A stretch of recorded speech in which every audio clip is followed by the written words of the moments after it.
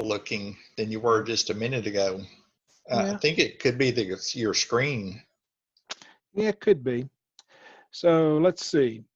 We are talking today, D and I, about dollar cost averaging. Hi, D. You had some Hello, interesting uh, thoughts on dollar cost averaging. hello, Alvin. Yes, I do have some what I think is some pitfalls that I did that I could share and discuss, and hopefully food for thought for somebody else. Okay. Why don't you tell us about what you've encountered? Well, I'll have to say part of my analysis on a mutual fund really came out of a stock club that I was in years ago. You were in the same club. Yeah. And so you start this analysis process of mainly finding an investment that you understand or you think you understand. And I was wanting to find something that trended a little better than the S&P 500.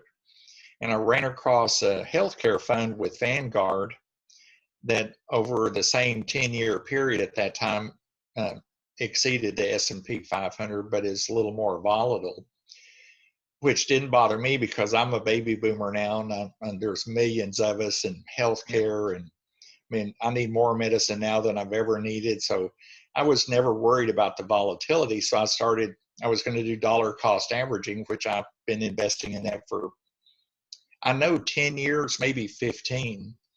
The fallacy is I was a little greedy. I was going to put in a couple of hundred a month, which as I look back on it wasn't sustainable. That was a lot of money to me back then. And so it's been choppy. It hasn't been at every single month. But it's done so well, I can only imagine had I really stuck with it every single month, how much better it would have, how much more money I would have now. So the problem that I had, I think I analyzed it well. I give it an A rating. I really like the fund. I think I understand it. The returns are good. It is volatile, which I think helps your dollar cost averaging because once in a while it does drop, uh, not significantly, but you do get to buy it at a cheaper rate. Mhm. I just should have had a lower side, say 100 a month, and never missed a month versus trying to over contribute to it because I'm prone to miss a month and then 3, 4 months later, I'm like, oh my gosh, I need to start this back up. And because of procrastination out of that 10, 15-year period, heck, I bet I've probably missed out on 2 years of contributions, if you tally up all the months that I missed. So it's, you have a little bit of not buyer's remorse, but investor remorse years later. You end up kicking yourself, Yeah, realizing that you've made some mistakes and you can't undo it. no, well, you can't go back. And what sometimes they call that an opportunity cost and that kind of stuff.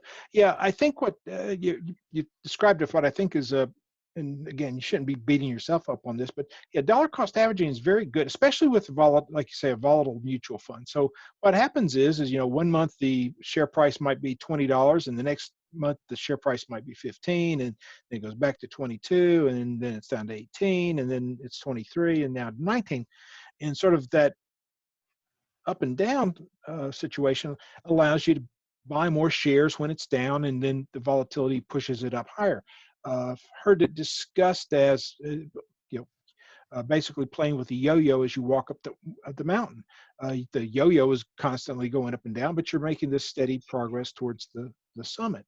And so, yeah, dollar cost averaging in that environment is very helpful. Now, what I will point out is that dollar cost averaging doesn't have to be on I got to put in money every month.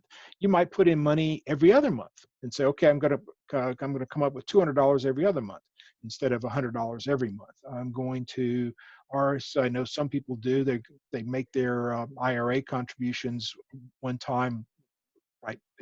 Usually in April, occasionally in October. That's sort of the for whatever reason, those are the big inflow months for IRAs. And so they just, here's my $5,000 into the IRA, and and you can just buy it all then and away you go. And so your dollar cost averaging then is done over an annual basis. But you're absolutely right. The part of the problem is making sure that you're regularly contributing. And sometimes, though, life does get in the way. You have to replace the carpet, the kids need braces, any of that stuff that goes on in life, and certainly with the current COVID pandemic, some people are probably going to have to suspend their contributions for a few months while they sort of work through being underemployed or unemployed or any of those kind of things. In fact, I know a lot of businesses have, for the time being, suspended their matches in 401k plans. So maybe you're not going to put your money in until your employer does his match, which is, I think, a fair assessment. But so you miss sometimes for a variety of reasons. This month I need that $200. Now, if you kind of avoid doing it for 15 years, that's a that's a different situation. But I think that kind of occasional interruption doesn't really dismiss the importance of that regular contribution coming in and buying things at higher and lower higher costs. Dollar cost averaging, back as I look back on Bill, I think there's one thing that I should have been, being the head of the household, Mm-hmm. realizing that, initially when I thought about the 200 a month, I should have been honest with myself and go, whoa, that's a little chunk for my income. Yeah. But, you have some options around that. I was at a retail store working, and I was over the front end. So all the cashiers in there, I had this one cashier that would come to work.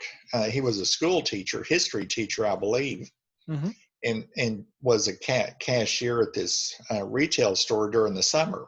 And I asked him once, I said, you're a school teacher, like, what are you doing here? Well, that was where he got his money for his Roth IRA. Mm-hmm. He said, well, look, it's obvious. I've got 3 kids. I can't put money in monthly. And so I've got to figure out a way to make a chunk of money to put into my Roth IRA annually. And I really appreciated and was impressed with his tenacity on his figuring out, okay, how am I going to get this money to fund my future retirement? Yeah, that's very cool. Or Yeah.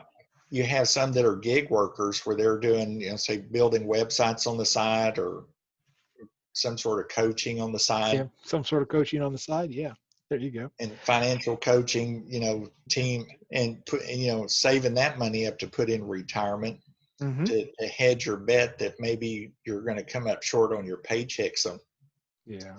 I kicked myself twice, one for not doing the every single month, and then realizing that now that I look back on it, if I knew I was going to come up short 1 month, maybe 2 months in a row, I could have made some changes to my lifestyle to figure out a way to earn some extra money to keep that going. Yeah. Because I know you have seen these formulas that if you miss the market for a few months, Yeah.